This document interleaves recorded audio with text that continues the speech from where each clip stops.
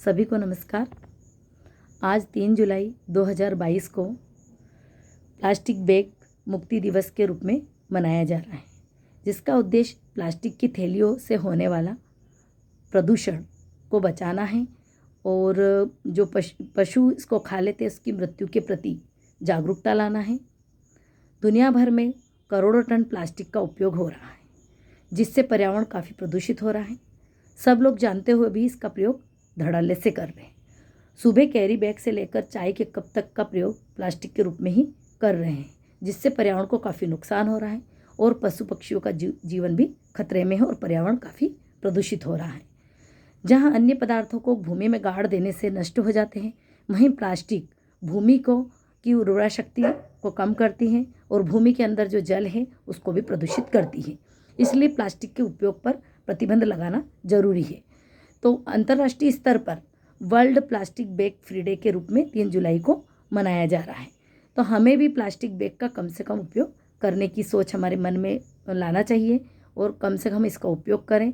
घर पर हम हाथ से बनी थैलियों को एक बैग में रखें, ले जाएं। इसके लिए मैं खुद भी प्लास्टिक की थैलियाँ हाथ से ही सिली हुई हूँ, अपनी मशीन से सिली हुई हूँ और इनमें तो छोटा मोटा सामान लाती हूँ, जो अलग अलग शक्कर है, अगर हमको चावल लाना है इन थैलियों में लाती हूँ खुले, और सब्जियों को भी जैसे मिर्ची वगैरह सब अलग लाती हूँ या फिर एक बैग में ले आती हूँ इकट्ठा। सब्जियाँ तो चूँकि अलग हो जाती हैं। तो अंतर्राष्ट्रीय स्तर पर यह सोच बढ़ने का कारण है कि करोड़ों टन कचरा प्लास्टिक से निकलता है, जिससे कई मछलियों का पानी में बहा देने से भी कई मछलियों का जीवन नष्ट हो जाता है, मछलियाँ मर जाती हैं। सन 1950 से 70 के दशक में प्लास्टिक का प्रयोग कम होता था, प्लास्टिक की थैलियों का प्रयोग कम होता था, तो पर्यावरण प्रदूषण भी कम होता था। लेकिन 90 के दशक के बाद में प्लास्टिक का प्रयोग लगातार बढ़ता जा रहा है। इसीलिए प्लास्टिक की थैलियों का प्रयोग करने के कारण ही पर्यावरण काफ़ी प्रदूषित हो रहा है। जैसा कि मैंने पूर्व के एक वीडियो में बताया है, प्लास्टिक के जलाने से गैस निकलती है डाइऑक्सिन, जो कि हमारे तंत्रिका तंत्र के माध्यम से हमारे लीवर कैंसर को बढ़ावा देती है, कैंसर होने की संभावना होती है। तो हम जब प्लास्टिक बैग को जलाते हैं तो भी हमको कई बीमारियां होती है और भूमि में गाड़ देने से भी प्लास्टिक नष्ट नहीं होती है, उससे पर्यावरण प्रदूषित होता है, भूमि प्रदूषण को बढ़ावा मिलता है। तो और सरकार ने 1 जुलाई को वन यूज़ प्लास्टिक पर बैन लगाया है और सरकार इसके लिए पहल भी कर रही है और कानून भी बनाने वाली है, लेकिन बड़ी बड़ी कंपनियों अभी इसके लिए तैयार नहीं है। तो आइए हम सब लोग मिल कर के अपने निजी स्तर पर स्वयं खुद अपने पर नियंत्रण रख के हमको सरकार की मदद करना पड़ेगी।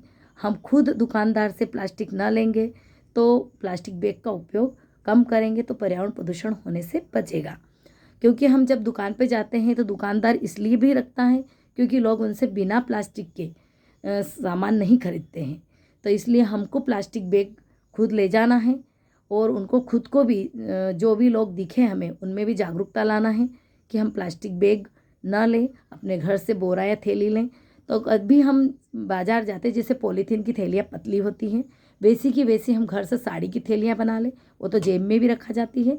अगर कोई मार्केट जा रहा है तो एक बैग अपने साथ में हमेशा रखें। तो ऐसे ही धीरे धीरे प्रयास करने से प्लास्टिक बैग से हम मुक्ति पाएंगे और विश्व भर के लोगों में जागरूकता लाएंगे और खुद भी प्लास्टिक मुक्त जीवन जिएंगे और दूसरों को जीने के लिए प्रेरित करेंगे और माँ धरा को, माँ प्रकृति को, पृथ्वी को हम बचाएंगे तो हमारा जीवन स्वस्थ होगा। विभिन्न बीमारियों में जो हम ग्रसित होंगे उससे हम बच पाएंगे। आइए आज हम सब लोग मिलकर के संकल्प लें कि प्लास्टिक बैग का उपयोग कम से कम करें, कोशिश धीरे धीरे करें, तो अंत में कोशिश प्रभावी होगी और हम प्लास्टिक से मुक्त जीवन जीने के लिए अग्रसर हो जाएंगे। धन्यवाद, नमस्कार।